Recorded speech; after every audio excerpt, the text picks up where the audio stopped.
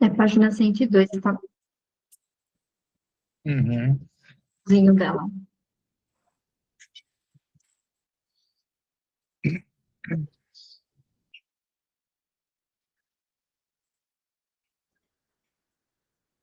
Oi, Ana Paula. Olá, Bem-vinda. Ana Paula.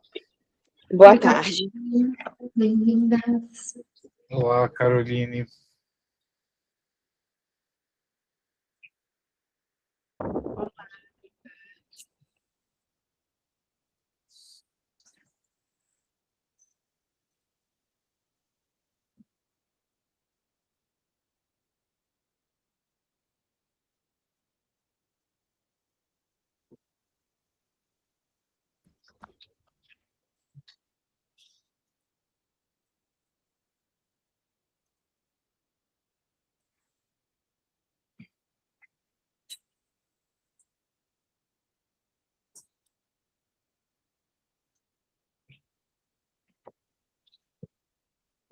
Esperar só mais um pouquinho, todo mundo entrar.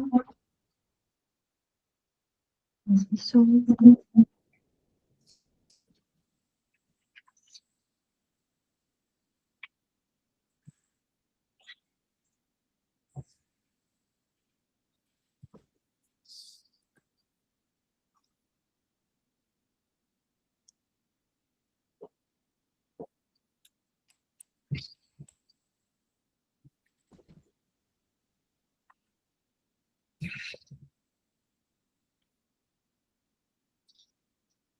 Aonde que a gente parou exatamente? No com toda evidência ou excesso de amor?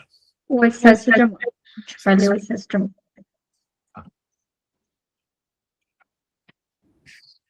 Bem-vinda, Daniela. Olá, boa tarde. Boa tarde.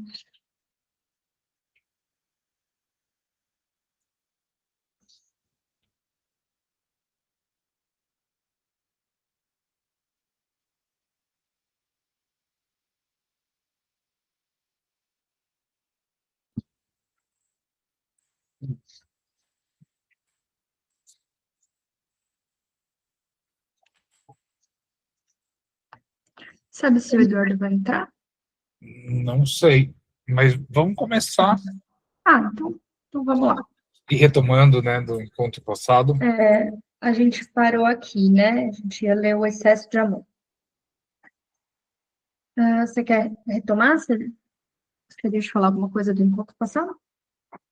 Não, acho que teve a pergunta muito interessante, como a gente está estudando neurose obsessiva, do Ruben, a questão etimológica do porquê do obsessivo e tal. Acho que o Eduardo, quando tiver também, isso suscitou várias questões, inclusive interesse. O Eduardo, a gente começou a pesquisar, escrever um pouco sobre e tal, e acho que, enfim, isso vai ganhando mais corpo, mas tem esse ponto interessante em síntese, trazendo uma síntese do que foi conversado no encontro anterior, quem não estava, ou para pensar. Neurose obsessiva é um termo que, por mais que seja usado hoje no DSM como transtorno obsessivo compulsivo, ele era muito vinculado ao religioso, né? Antes da medicina se apropriar desse termo, era um termo teológico, né? E aí tem toda uma diferença entre obsessão e possessão, né?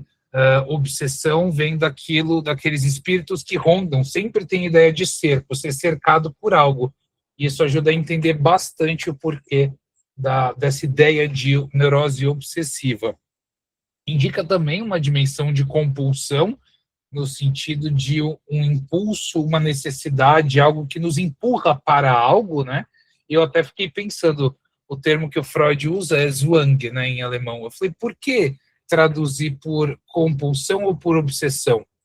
Não sei resposta, vamos deixar ecoar, mas o que é interessante é que se antes da medicina esse termo ele era da demonologia, ou seja, uma atribuição dos demônios, enfim, que invadiam a alma, né? mas que não possuíam, e essa é a diferença da obsessão para a possessão, né? Algo que cerca e que atormenta, que empurra, que constrange, a ideia de constrangimento também, né? Eu acho que isso ajuda a gente a pensar a lógica do neurótico obsessivo que se sente constrangido a algo. E aí, acho que mesmo quem já leu faz tempo, sábado eu estava no encontro do corpo freudiano com a Marília Paula falando sobre o caso do Homem dos Ratos. Ele tem ele é constrangido por ele próprio a pegar, ir para um lugar, ir para outro, ele dá 1000 voltas, porque tem que pagar o valor, aí não sei de qual pessoa, ele inventa 1001 manobras para fugir de algo. Então essa coisa de um autoconstrangimento, ou seja, um constrangimento, mas que não é de fora, e o Freud vai mostrar que é do próprio sujeito, por questões inconscientes, acho que ajuda a gente a pensar a lógica da neurose obsessiva a partir desse eixo dessa figura ou imagem do cerco, e também de um constrangimento, né? Que aí tanto a palavra obsessão quanto a palavra compulsão elas servem, e aí abre-se uma grande discussão para a gente pensar tanto o cara, por que foi traduzido por obsessiva e não por neurose compulsiva, né? Eu acho que o compulsão, como remete muito mais à repetição ou à pulsão, que talvez não daria tanto uma especificidade que o obsessivo vinculado a um excesso de pensamento, que é outra característica fundamental da neurose obsessiva. Pensa muito para não agir, para não fazer, e nesse sentido se coloca como o oposto da histeria, como aquele que faz e muitas vezes não pensa no que está fazendo, né? Então acho que também tem esses contrapostos interessantes para pensar histeria e neurose obsessiva, é isso. Foi uma questão bem interessante, né? Trazer a etimologia. Eu acho que eu fiquei lendo lá algumas, acho que foi o Eduardo, né, que colocou alguns dos significados em latim e fazia muito sentido, né? A ideia de prisão, de ritualística. Freud foi genial na palavra obsessão, né? E tem uma diferença conceitual de uma pessoa que é compulsiva e a pessoa que está na neurose obsessiva, né? Depois eu vou pegar essa diferença da compulsão, posso trazer no próximo encontro, porque, se eu não me engano, na compulsão existem trocas de objetos o tempo todo, né? O obsessivo, ele é obcecado por algo, mas na compulsão tem trocas, mas depois eu dou uma olhadinha para trazer aqui, porque é algo interessante diferenciar uma neurose obsessiva de pessoas que possam estar numa compulsão, porque não necessariamente é uma neurose obsessiva, né? É para a gente pensar a direção de um caso, né? Então, vamos lá. A gente parou aqui, ó. O excesso de amor, testemunhado por todos os sujeitos obsessivos, tem sua origem no dispositivo onde a sedução erótica materna constitui um apelo para suprir sua insatisfação. A criança, de algum modo, chamada a suprir uma falha no gozo materno, o que nela induz a uma incitação à passividade sexual, o que testemunha fartamente toda a produção fantasmática cotidiana dos obsessivos masculinos. Encontramos, na maior parte deles, com efeito, os vestígios nostálgicos dessa sedução agressiva passiva, que se exprime através dos fantasmas preponderantes, ser seduzido por uma mulher sem ter nada pretendido, ou ainda ser violado por uma mulher, sob uma forma ideologicamente mais caricatural. É também o fantasma da enfermeira, que cuida e que goza fazendo gozar sexualmente seu doente, por ocasião dos cuidados.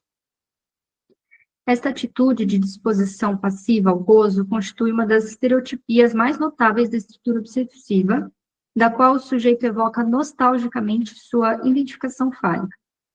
De fato, é com esse passivo fálico que a criança, futuro obsessivo, vai abordar a passagem decisiva do ser ao ter.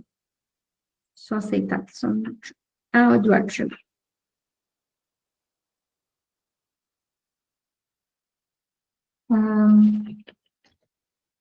Bem-vindo, Eduardo. Vamos lá. E, aliás, por essa razão, que seu acesso ao universo do desejo e da lei constitui para ela um processo problemático, como mostra muito justamente a relação particular que ela mantém com o pai, e além dele, com toda a figura de autoridade que ativa a ímã paterna. A passagem do ser ao ter é logicamente vivida pela criança na dimensão da insatisfação, já que negada em sua identificação fálica, tendo em vista a intrusão paterna. É, portanto, fácil compreender em que esta passagem constitui um obstáculo especialmente problemático para o futuro obsessivo. Lá, onde deveria normalmente confrontar-se com a insatisfação, fica precisamente presa da satisfação na relação de suplência que mantém com a mãe. O obsessivo não cessará posteriormente de lembrar a que ponto essa experiência precoce mais privilegiada de prazer com a mãe constitui para ele um obstáculo na economia de seu desejo. Esta absorção materna prematura não permite à criança mediatizar seu desejo. A criança permanece, com efeito, prisioneira do desejo insatisfeito da mãe. Mais exatamente, conviria dizer que é o desejo da criança por ela que vai despertar de volta seu próprio desejo insatisfeito, na medida em que doravante lhe é permitido supri-lo. Por conseguinte, todo o processo do desejo vai fazer curto-circuito na criança. Habitualmente, a dinâmica do desejo se desenvolve segundo um ritmo ternário.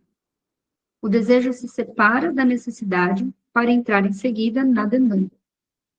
No caso presente, a partir do momento em que o desejo é separado da necessidade, ele é imediatamente tomado pela mãe insatisfeita, que encontra aí um objeto de suplência possível. O perfil todo particular do desejo obsessivo se explica pelo caráter apressado desta posse. O desejo... Só um minutinho que eu vou aceitar aqui. O desejo carrega com efeito sempre o selo exigente e imperativo da necessidade, na medida em que, desde o seu surgimento, a mãe não lhe concede o tempo de se suspender na espera de articulação de uma demanda. Partindo disto, podemos localizar dois traços de estrutura essenciais. Eu acho que é aqui, nessa relação de demanda, que o Freud vai colocar bastante a questão da analidade, né? Vai associar a fase anal com a neurose obsessiva, né? Que é quando a criança vai ter que dar a demanda para a mãe, né?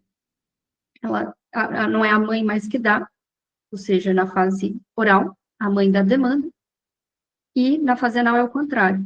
E o que eu estou entendendo que ele está dizendo aqui é quando isso é feito de uma forma muito apressada, ou pedido, né?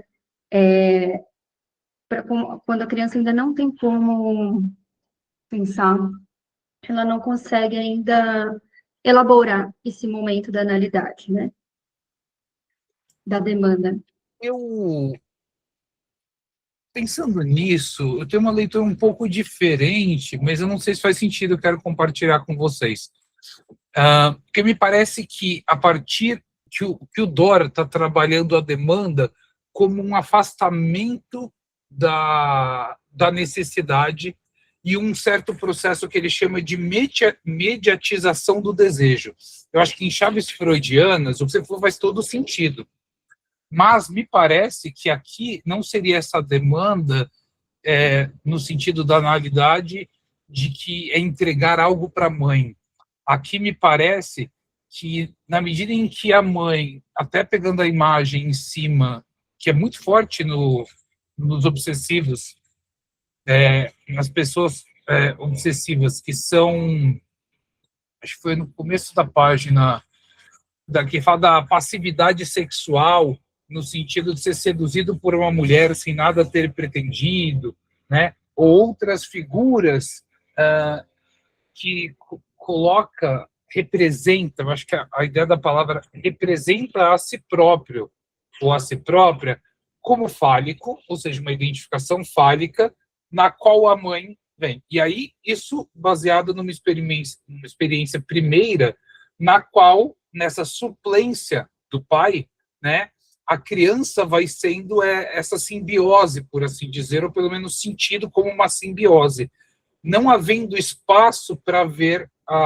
essa mediatização do desejo enquanto afastamento e proximidade, eu acho, né? Então, eu concordo com você, mas parece que aqui o DOR está trazendo demanda como uma espécie de separação que não é só suprir uma necessidade, tem algo a mais, né? Então, não sei se faz sentido essa minha leitura, mas da perspectiva do DOR, me parece ser bastante importante entender essa relação da necessidade, demanda e desejo, né? Porque parece que se inscreve na falta. E porque o pressuposto da leitura lacaniana é a falta, que não é necessariamente a mesma do Freud, me parece que está colocando aqui uma dimensão de que com o obsessivo não está tendo tanto espaço para a falta. Daí a nostalgia do ser. Não sei se vocês acham que faz sentido.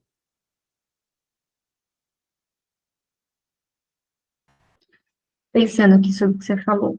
Vou deixar reverberar. Mas acho que sim, tem sentido essa questão da falta, né? Enquanto eu leio, eu também fico pensando onde que é a questão do ser, por que a nostalgia do ser, né? Por que que o desejo está tão... não pode nem chegar perto. Mas acho que a gente ainda vai chegar lá. Mas vou pensar nisso que você está trazendo. Por um lado, o desejo do obsessivo comporta sempre a marca impiedosa da necessidade. Por outro lado, o obsessivo é tomado pela doença na expressão de sua demanda. A passividade masoquista, que lhe é bem característica, resulta em grande parte da impossibilidade em que ele se acha de poder demandar.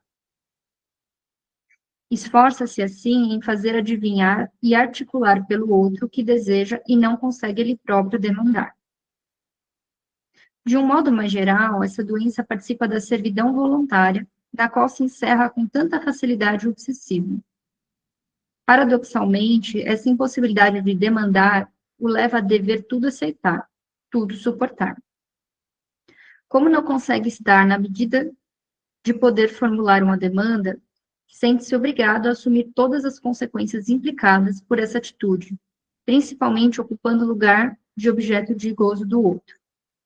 É aí que vai começar a entrar a questão da culpa, né? Mas mais adiante vai falar disso. Outra maneira de lembrar... pode falar, Eduardo. Eu acho que tá aí uma das respostas à questão do Bruno, né? Como se articula a demanda. Bom, partindo de um pressuposto muito importante que o próprio Lacan estabelece quando ele trabalha a demanda no seminário 9 no Toro. Né? Demanda enquanto demanda neurótica. As voltas do Toro, aquela coisa toda, né? As demandas que são, na verdade, uma articulação, né, de S1 e S2. Aqui está uma coisa bem característica, né, assim, que, na verdade, é uma releitura da própria ideia, uma própria ideia que o Freud traz, e eu acho que tanto o Dor quanto o Lacan, nesse sentido, eles sofisticam isso, que é a coisa do obsessivo atender a demanda do outro não visa o bem, não visa assim porque ele é bonzinho. Não, na verdade, isso está a serviço de uma agressividade.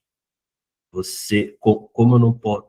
A questão que se coloca é, eu não posso demandar enquanto o outro demanda. A lógica da demanda do obsessivo, né? Se o outro demanda, eu não posso demandar. Então, enquanto ele demanda... E aí, atender a demanda do outro, ou seja, nos termos que o Dor coloca aqui, né? Colocar-se como objeto de gozo do outro, está a serviço não do bem, mas de acabar, de eliminar a demanda do outro. Que demanda do outro no plano neurótico é igual a desejo do outro. Entende? Então, né, a articulação dos toros, né? Demanda e desejo se confundem e tal. Então, o Freud já trabalha essa ideia, né, da agressividade inerente à neurose obsessiva com relação à formação reativa. Né? E, de novo, isso aqui aparece aqui, agora com a questão da demanda. Então, acho que isso é um traço, um elemento clínico importante para a gente pensar. Aquele que sempre se queixa, né, de que eu sou muito bonzinho, e assim, as pessoas dizem que eu sou muito bonzinho, que coisa assim, como isso está a serviço, na verdade, de lá que eu falo do lugar do morto, né? Eu atendo a demanda do outro, não porque eu quero o seu bem, mas para silenciá-la, para matar o desejo do outro, porque aí o meu desejo pode existir enquanto tal, enquanto o outro demandar, é aquilo. Tô saindo, só que aí você me pede uma coisa e eu não consigo dizer não. Eu não consigo dizer não, eu vou, bom, então deixa quieto, né? Deixa quieto, não vou fazer mais nada, não vou sei o quê. A coisa da frustração, né, que não tem nada a ver com a castração, operam em planos diferentes, mas como, na verdade, colocar-se como objeto de gozo do outro, na verdade, está a serviço de uma baita de uma ação agressiva de calar, silenciar o desejo do outro, porque eu silenciando o desejo do outro, talvez aí eu possa ser senhor de mim mesmo, né, como diz o Lacan. E qual é o paradoxo? O outro não decide demandar. O desejo nunca cessa, né? Se a gente quiser ler numa outra chave, né? A pulsão exerce um trabalho constante. Então, como é que fecha essa conta? Não fecha. Então, eu acho interessante aqui como, na verdade, o Joel vai colocando, né? Vai recolocando, na verdade, uma coisa que está bastante presente em Freud, que é essa questão da agressividade, né? Que aparece na formação reativa, nos atos de cuidado, de preocupação, de bem-estar, mas na verdade isso está a serviço de uma agressividade, quiçá até de uma violência, né? Dependendo do caso. Né?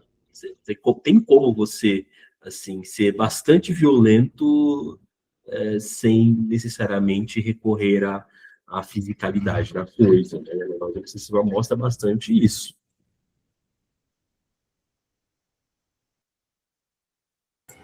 Breve complemento, concordando plenamente contigo, Eduardo, que eu acho que em textos como O Mal-Estar da Civilização, ele vai falar de modo mais geral, mas antes, já em casos clínicos, como que a lógica da neurose obsessiva é um quantum gigantesco de agressividade, mas que é contida. Ou seja, contida enquanto culpa, ou seja, a agressividade ela não é exteriorizada, mas ela é interiorizada no sentido de contra si mesmo. Então, as diversas formas simbólicas ou psíquicas de agressão a si, né? Então, que vai nessa linha da agressividade como um constituinte muito forte, sadomasoquista, né? E Bruno, essa questão da agressividade contra si, mas também contra o outro de forma velada, né? Eu acho que, até vindo de encontro com o que vocês estão falando, o texto vai dizer também outra maneira de lembrar que tal atitude passiva, o que o Eduardo estava dizendo, constitui um convite favorável a se satirizar pelo outro, né? Que é isso que o Eduardo colocou aqui para a gente. Que não é por uma bondade, por ser bonzinho, né? Sim. E um ponto também, né? É uma agressividade interiorizada que não se confunde com o que se apresenta na melancolia. Não é da mesma ordem. Né? Porque o que você tem ali na melancolia, principalmente, né, é um objeto oculto. Que não aparece, né? Que o eu ocupa o lugar daquele objeto, né? Acho que isso é um ponto, não sei quem foi o Bruno, né, que colocou essa proximidade, por exemplo, entre neurose obsessiva e paranoia, e histeria e perversão, no plano veja, e que fantástico isso, né? O Freud já começava a trabalhar isso desde o início. Como é que a gente pode diferenciar essas coisas no plano do fenômeno sem que elas se confundam? Porque, de fato, se você olha essa autoculpabilização do obsessivo, essa coisa, né, da agressividade contra si, e anular o seu desejo, você consegue pensar em termos da melancolia.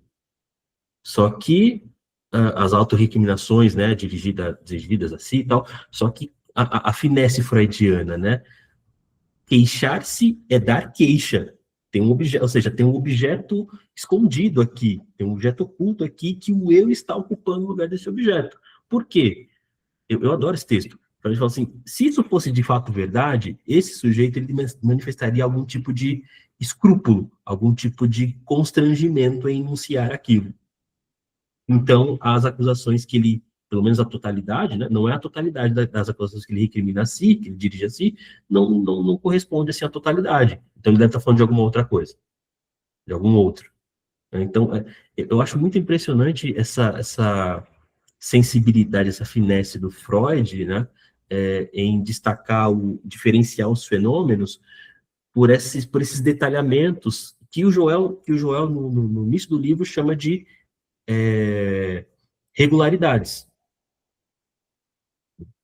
Então, de fato, né, aqui se a gente não tomar cuidado, a gente pode acabar pensando e tratando até, né, algo como assim da ordem da melancolia, sendo que não. Você tem todo um outro mecanismo por trás, né, onde não há o eu do obsessivo não ocupa o lugar do outro. Né, não se trata assim não tem recolhimento narcísico da libido, tem uma série de outros critérios que nos permitem diferenciar, né, no plano do fenômeno, o que é o circuito da culpa obsessiva e o que é, de fato, assim, o circuito melancólico. Eu acho, bom, não sei o que vocês pensam, mas eu acho essa diferenciação fundamental em termos de diagnóstico diferencial. Acho que até pensando nesses contrastes que você está trazendo da melancolia, acho que um ponto bem importante é pensar o objeto perdido, né? Então, na melancolia, eu acho que vai entrar esse lugar da autorrecriminação pelo objeto perdido, enquanto no obsessivo eu penso, não sei se está correto, mas ele é feito de objeto pela mãe, né? Não é como se ele está sofrendo por um objeto perdido, mas ele é um objeto de gozo, da qual ele não consegue se separar, né? E ele fica sendo demandado e não consegue demandar, não consegue desejar, né? Mas acho que são dois sofrimentos muito parecidos, com causas ou raízes diferentes, né? Em lugares clínicos diferentes, né? Vocês querem falar alguma coisa? Posso prosseguir? Não, só falar que e eu gosto muito desse livro do Proust, que saiu, inclusive, muito próximo do Freud. Exato, não é objeto perdido, é tempo perdido. Se perdeu aquele tempo no qual a criança, junto com a mãe, era tudo. É isso, não é um objeto, é um tempo perdido. E por isso, o Dor falando, é a nostalgia do ser em oposição à histeria como militante do ter. Muito bom. Bom, vamos prosseguir. A queixa repetitiva da qual o obsessivo se beneficia, no fundo de sadização, é aquilo por meio do que ele poderá, de volta, assumir seu próprio gozo sintomaticamente mortífero. O indício desse gozo é fortemente atualizado através das manifestações reacionais que se resumem, no essencial, a laboriosa fulminações contra a adversidade. Isso se explica ainda mais pelo fato de esta disposição do obsessivo em se fazer objeto do gozo do outro ser uma ressurgência de seus status fálico infantil, do qual ele se acha encerrado como criança privilegiada da mãe. Um pouco isso do que o Bruno falou, né? Isso reaparece sob a forma sintomática característica da culpa, que evoca indiretamente esse privilégio quase incestuoso da criança junto à mãe com respeito à castração. Em razão dessa fixação erótica pela mãe, o obsessivo é continuamente tomado, de maneira aguda, pelo temor da castração. Com bastante evidência, trata-se aí de uma referência à castração simbólica, cujas manifestações mais espetaculares vão se exprimir em torno da problemática da perda e da relação com a lei do pai. Aí aqui a gente vai entrar num novo capítulo. Bruno, desculpa, eu só queria... você acha que... Bom, a gente estava conversando, né, esses dias sobre essa questão de como o Édipo ele descreve relações impossíveis, né? Porque ele representa, de fato, uma dissolução... Se ele se concretiza, ele representa, de fato, uma dissolução da estrutura familiar, ou seja, as funções, né? Então, se a criança ocupa o lugar do pai deixa de existir. Consequentemente, o lugar da criança também, né? Que a criança também é uma função no meio daquilo tudo. Você acha que o obsessivo, nesse lugar de ser muito amado pela mãe, ele, de certa forma, ele não está aí a questão, ele não materializa esse problema, porque se é uma relação impossível, e se isso dissolveria ou desagregaria as funções, se o obsessivo é tomado por esse lugar de a criança muito amada, ou que isso seja uma fantasia, né? E aí tem toda aquela discussão nossa da questão da fantasia como resposta justamente às relações impossíveis, né? Nesse plano da estrutura familiar, né? Isso não, ele não estaria assim essa coisa de um Édipo meio que executado, assim, no sentido, ela ocupa o lugar, né? O que me parece, dialogando com isso, assim, não sei, vamos pensar junto, né? Mas o que me parece, um apontamento que eu faria é que eu acho que mais do que outros casos, na neurose obsessiva, a partir dessa relação estabelecida, dessa quase simbiose com a mãe e o bebê como objeto de gozo da mãe, não é à toa, também é sobre essa marca da neurose obsessiva que o Lacan vai usar o exemplo do jacaré, né? A boca do jacaré precisa ter um pau para que o jacaré não engula a criança, né? O falo, o pau, né? Na boca da mãe, para que não engula. Então, eu penso que a neurose obsessiva, ela está mais próxima em termos de bordeamento, né, em termos de aproximação com essa dimensão da castração, não só a castração. Acho que é uma dimensão, talvez, eu pensaria em termos de proximidade, né? Porque, enfim, todos lidam com a castração de alguma forma, mas uma proximidade desse impossível que diluiria, implodiria, sim, a coisa. E eu acho que o que faz com que a estrutura persista durante grande parte da história do século passado e desse, e ainda persistir, mas não ser o único modelo, discutível, enfim, mas é justamente esse se aproximar, e aí eu vou destacar aqui no final o que falou, a problemática da perda, porque de alguma forma perder esse lugar, né, é também perder aquilo que dava uma ilusão de completude, e daí as fantasias de onipotência muito características na neurose obsessiva, né, se achar importante demais, enfim, e todas as coisas que voltam nessa dimensão da nostalgia. Então é uma dimensão contraditória entre querer estar nesse lugar, mas tendo uma impossibilidade, algo me tira, uma formação reativa com que faça que eu saia também desse lugar.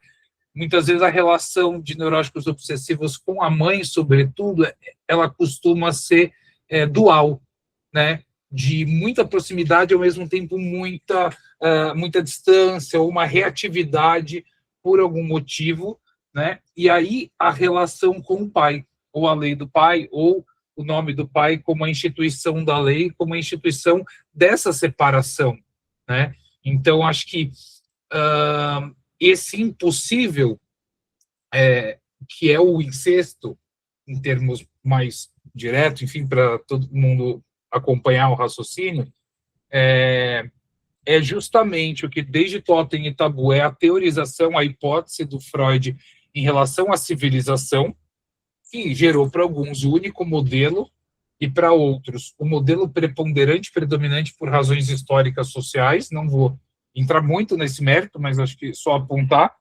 Mas acho que é justamente pelo processo do recalque e a não consumação total no plano real, vou chamar assim, essa costura nos planos imaginário e simbólico, impedindo que aconteça o incesto realmente, né, é o que fazia uma articulação frágil dessa relação incestuosa real com dinâmicas simbolicamente incestuosas. E aí a gente pensa tanto como que na neurose obsessiva esse lugar da mãe é muitas vezes buscado. Discussões, por exemplo, sobre o masculinismo e toda essa questão de como homens, lógico que neurose obsessiva e homens não é a mesma coisa, mas isso dá para ver numa certa questão cultural da relação de substituto da mãe, desse lugar de infantilidade, né, de uma esposa que seja uma mãe. A meu ver, isso está no horizonte. Lógico que tem muito mais coisas a serem consideradas, enfim, mas eu pensaria por esse meio. Aí, quando você pega e o Édipo vai perdendo a sua... vai perdendo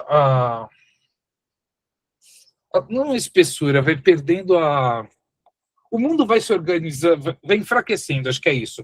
A forma edípica, né, que a gente está falando até aqui, de alguma forma, ela vai perdendo, vai se enfraquecendo de alguma forma, e está surgindo algo que eu não sei exatamente o que é, mas é algo de um Édipo que às vezes a gente vê que não está bem consolidado, a gente pensar realidades sociais e famílias muito... estruturas familiares, ou o que sobrou de estruturas familiares, com ausência do pai, ou às vezes de pai e mãe, uma fragilidade na formação do eu. E por que eu estou trazendo isso? Só para a gente ter no horizonte de que, bem ou mal, o Freud está falando com sujeitos que lidavam com uma repressão muito forte, mas que tinha, bem ou mal, uma certa estrutura familiar na qual o Édipo costurava praticamente tudo, ou todos os casos, ou grande parte dos casos.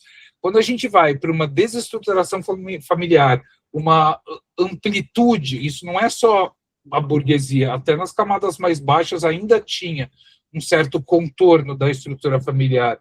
Então, quando isso começa a desmoronar, não é à toa que grande parte da psicanálise do meio do século XX para o XXI vai falar de como integrar o que está desintegrado, né? E parece que o momento do Freud era outro. Estava integrado, tinha muita repressão, e agora parece que essa integração ela não é tão bem feita, né? O que faz com que André Green, por exemplo, e vários outros teóricos, o Winnicott vai pensar do self, do analista como aquele que propiciar a condição, enfim. Eu só situei isso porque eu entrei numa discussão que não é nada simples para pensar uma realidade na qual talvez o Édipo não se sustente. Mas a questão do Édipo com a neurose obsessiva, me parece que esses indicadores mostram que a neurose, inclusive, é o que costura e dá a possibilidade de que a gente exista nesse mundo sem realizar o incesto, no sentido real do termo, e, ao mesmo tempo, preserve essa estrutura familiar. O que não quer dizer que outras estruturas familiares existiram antes e podem existir depois. Eu estou falando dessa, nuclear familiar, porque ela se constitui a partir da dimensão edípica. Não sei se fez sentido. Uhum. O que leva a perguntar, né? O que hoje, então, organizaria essas relações impossíveis, né? Se temos... E que, de fato, né, essa coisa bem descritiva do Freud, de uma figura da função paterna forte, não sei o quê, tá ok, né? Você tem outras configurações, você tem um conceito que eu acho muito interessante, muito pouco explorado da Maria Rita Kell, das famílias tentaculares, né? Os seus, os meus e os nossos, né? Como é que fica isso, tal? Eu vi um episódio de um podcast lá, aquele podcast com o Christian Dunker e a Tati Bernardi, que tinha um rapaz falando, olha, eu sinto ciúmes do meu enteado, né? Do filho da minha mulher, né? A tal ponto, assim, de eu pensar que seria melhor se a gente tivesse um filho nosso e tal. Então, eu fico realmente pensando, né, nessas configurações e se de fato, tá, o Édipo não é mais, talvez não seja, né, como Freud estrutura, não seja mais um mito organizador dessas estruturas familiares, né? Mas como elas se organizam, então? Como é que se estabelece as relações impossíveis e as possíveis a partir da impossibilidade? Né? Você tem uma família tentacular, então, o que impediria, então, a relação entre o enteado e o marido da mãe, a mulher do pai, sei lá, né? Essas coisas assim. Agora eu fiquei realmente pensando nisso, porque a gente vem vendo, né, observando essas relações mais horizontalizadas, Isso é fato. Né? As relações cada vez menos verticalizadas, cada vez menos baseadas em hierarquia, né? Hierarquia rígida, essa coisa toda, mas relações mais horizontalizadas. E que me faz perguntar que mito, então, suporta essa, enquanto mito mesmo, enquanto o elemento ali que, né, designa relações, que suporta essas relações horizontalizadas. Né? Não sei, enfim, uma coisa a se pensar. Essa é a questão. Daniela, pode falar. Na verdade, vocês estão me ouvindo bem? Uhum. Na verdade, era trazer mais questões, assim como o Eduardo trouxe, porque aí também fico pensando, bom, mas Lacan vai trazer a questão da função paterna, materna, né, da função, e aí a gente vai pensar na atualidade, por exemplo, nas famílias homofetivas, onde vai entrar muito bem essa questão da função, né, materna, paterna,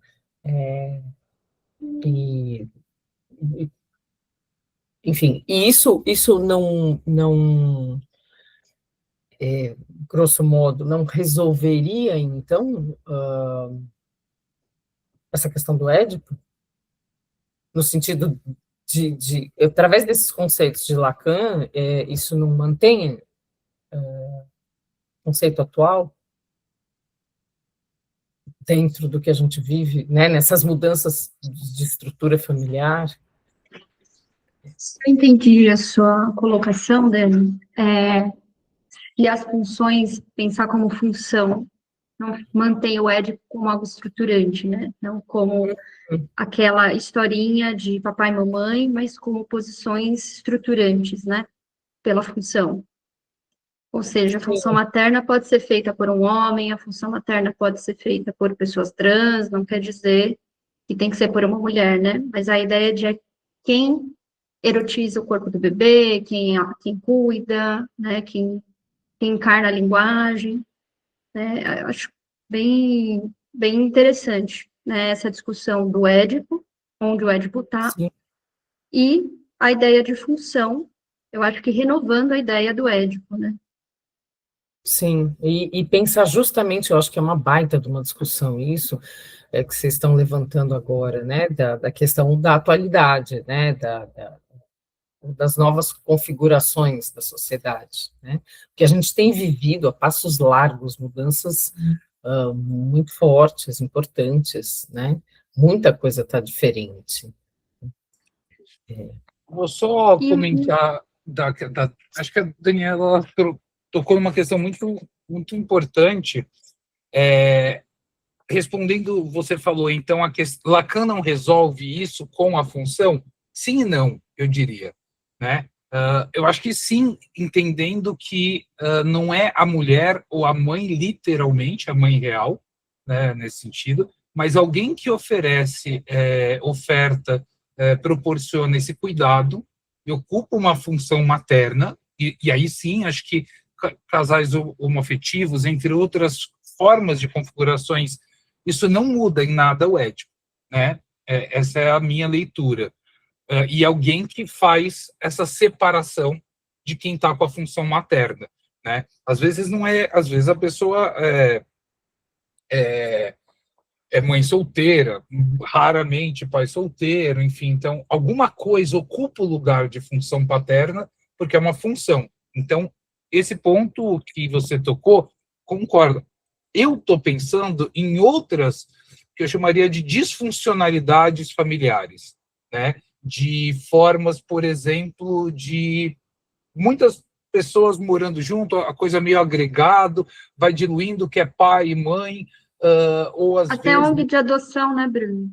Essa própria dinâmica. Onde um bebê é cuidado por cuidadores diversos, né? Quando você tem, por exemplo, agora que eu vou falar, é risco total meio pitaco, mas quando você tem, por exemplo, você vai olhar alguns casos de psicose, e aí você vê uma relação do filho, de um apego gigantesco, e a mãe, como perdeu o pai, procura suprir totalmente a criança, e aí vai criando uma disfuncionalidade nessa estrutura edípica clássica, né? E aí eu acho que isso que tem a ver com condições materiais do nosso tempo, e aí eu não sei, e aí foi por isso que eu comentei e falei, essa é a questão. O que fica no lugar, que outro mito organiza? Que fantasia ou mito organiza o mundo que começa a se fragmentar no Édipo e alguma coisa está organizando isso, e acho que é o trabalho da psicanálise hoje,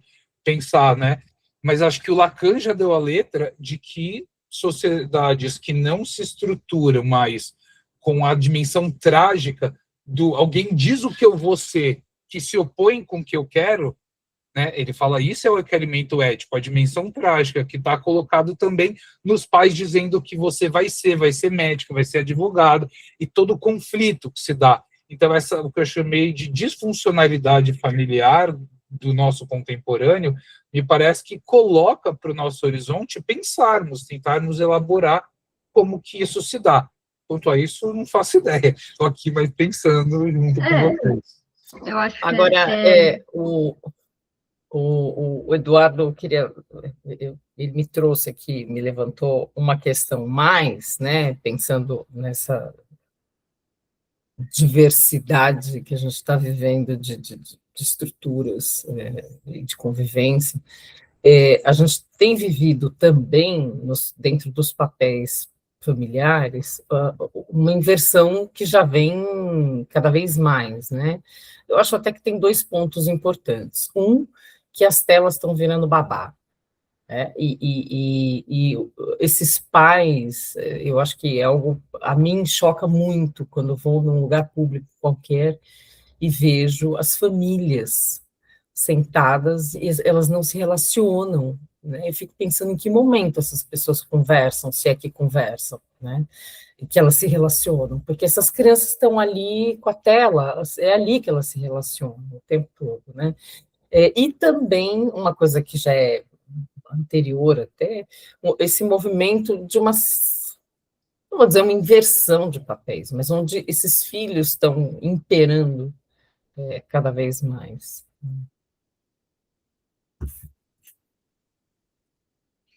Muito bom, Dani. A Caroline queria falar? Fala aí, Carol.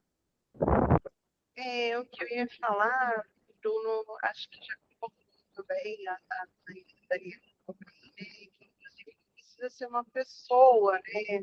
Por exemplo, no caso da função, né? Pode ser um trabalho que separa, mas agora eu estou com essa coisa da disfuncionalidade que o Bruno trouxe, que me ocupou aqui o pensamento, porque como eu trabalho na área de educação há tantos anos, eu estou vendo essas transformações, e o que a Daniela trouxe, esse interativo das crianças sobre os pais, realmente muito presente, muito atual, né?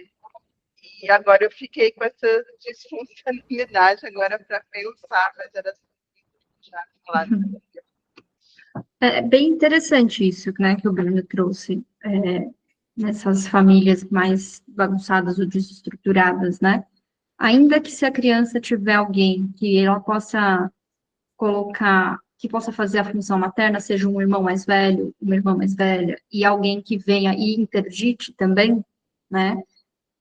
Talvez até funcione o Édipo, mas talvez com algumas dificuldades.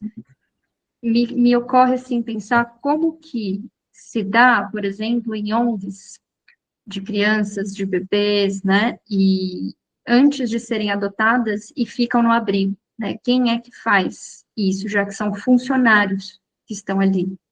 A família, vamos pensar na família do exemplo do Bruno, apesar de poder ser desestruturada, tem alguém que vai fazer. Se não fizer, de fato, isso pode incorrer numa psicose, mas tem alguém ali, né? E quando não tem, quando é um profissional, né? Quem é que vai ocupar um lugar de função materna, né? Podem ser várias pessoas, podem ser vários funcionários, né?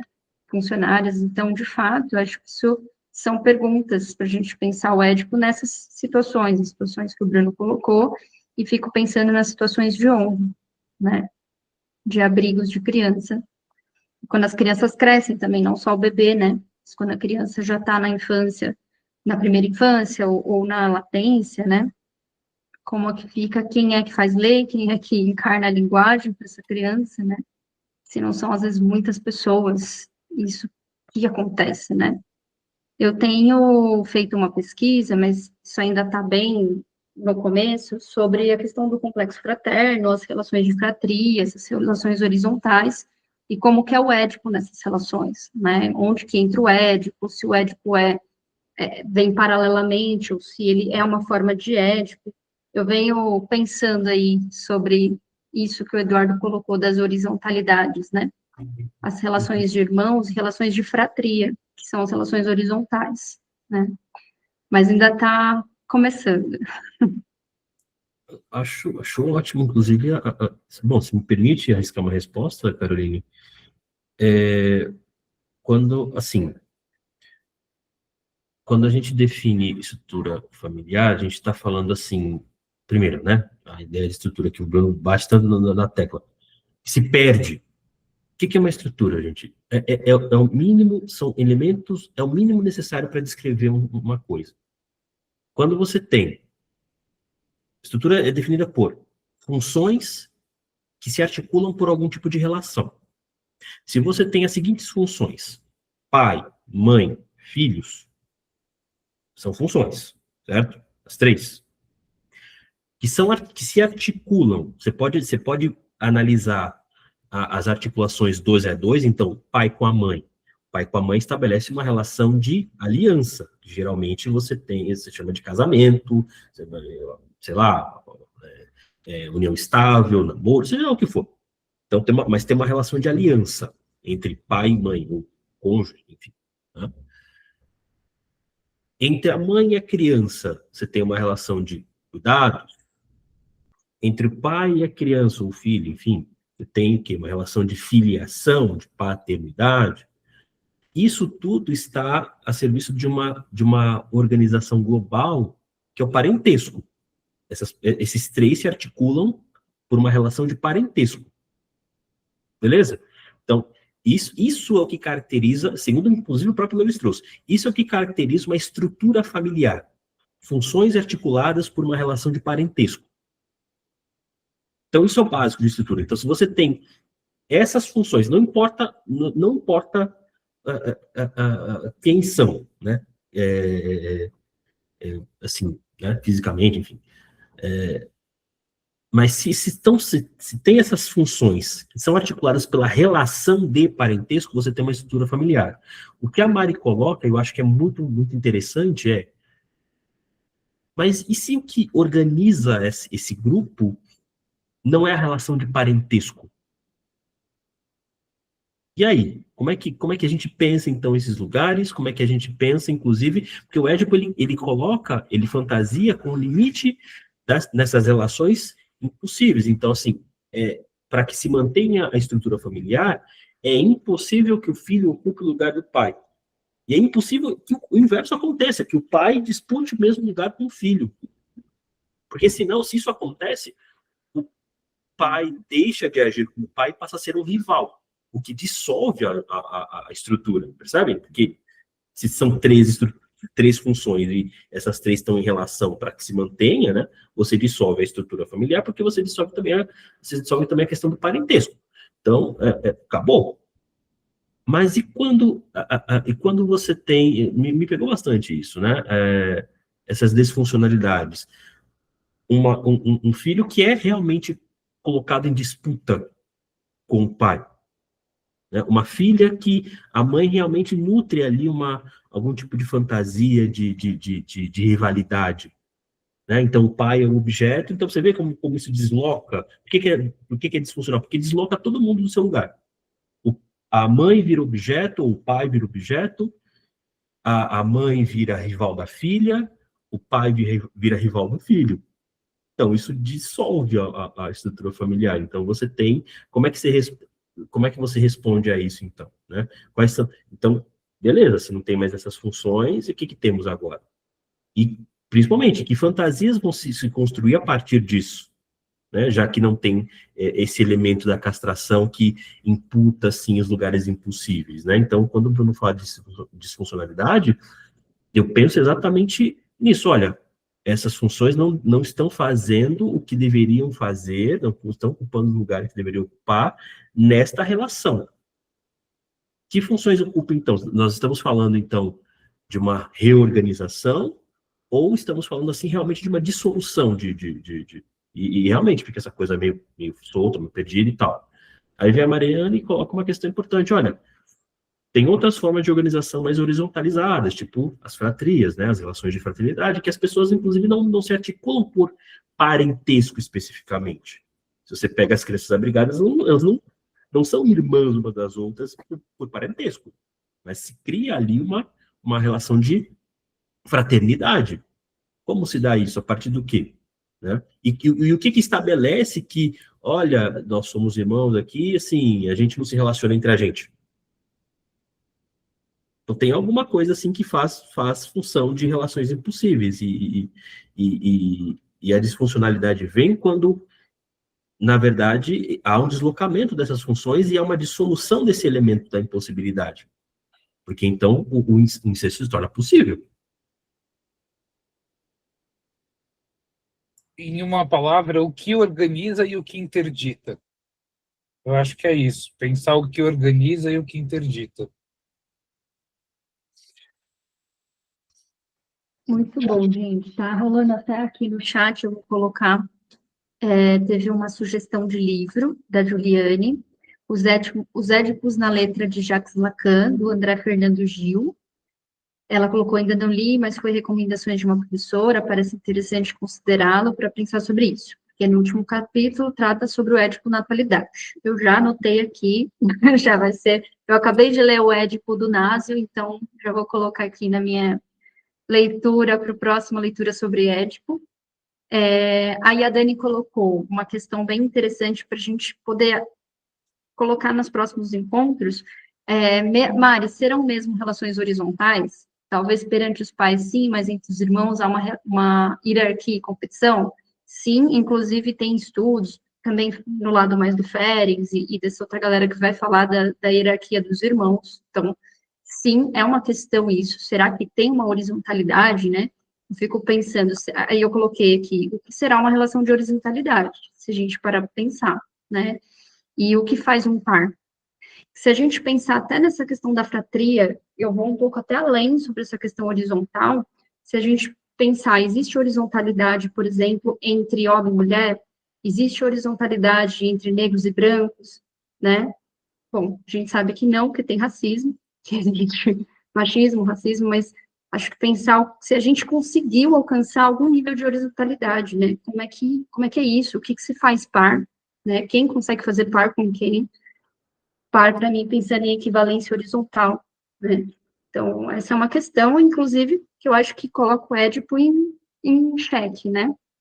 O Édipo é vertical. Então, o que é horizontal? Né? O que leva à pergunta que todo mundo estava fazendo. Qual é o mito, então? Que mito estamos falando? Mas também sem entrar, eu não sei, aí isso é uma questão minha que eu vou colocar para vocês, que me fez pensar aqui, só uma problemática para provocar um pouquinho, mas se a gente pensar que existem outros mitos estruturantes, a gente não vai estar indo para um caminho meio, sei lá, esbarrando igual Jung, que coloca vários mitos do inconsciente, né? Ele coloca ali que o self vai viver alguns mitos, então será que a gente não vai estar saindo um pouco do que o Freud colocou como sendo a psicanálise, né, baseada pela sexualidade, pelo Édipo? Então, não sei, é só uma problemática aqui para pensar, né, se a gente não vai estar caindo nesse lugar.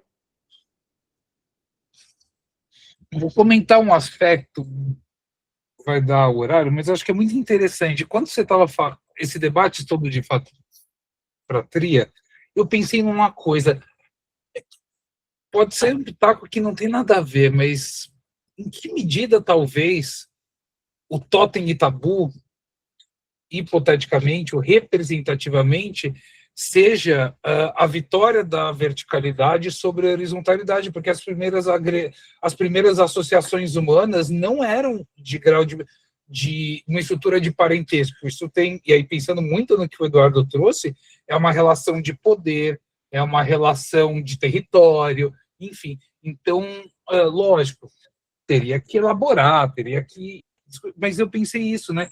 Em que medida, hipoteticamente, a fraternidade,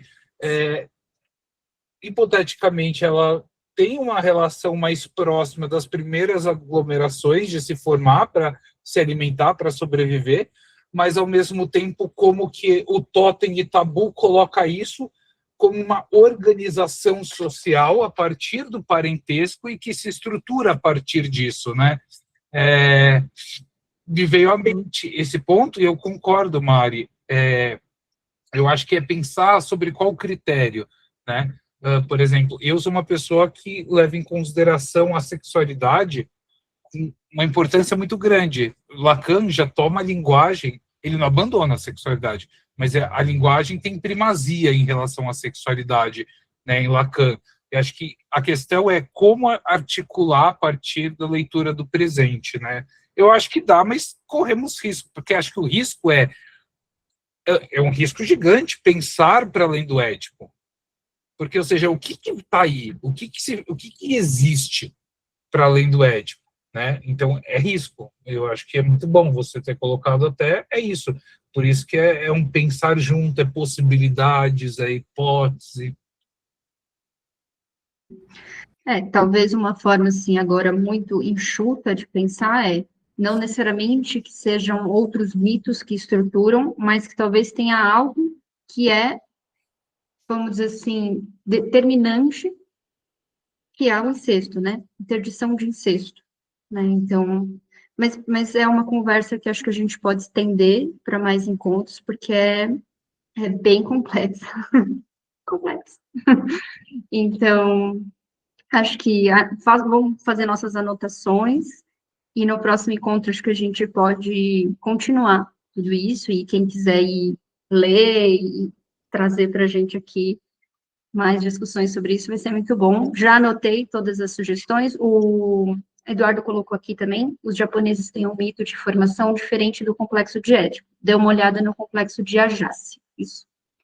Então, já anotei aqui também.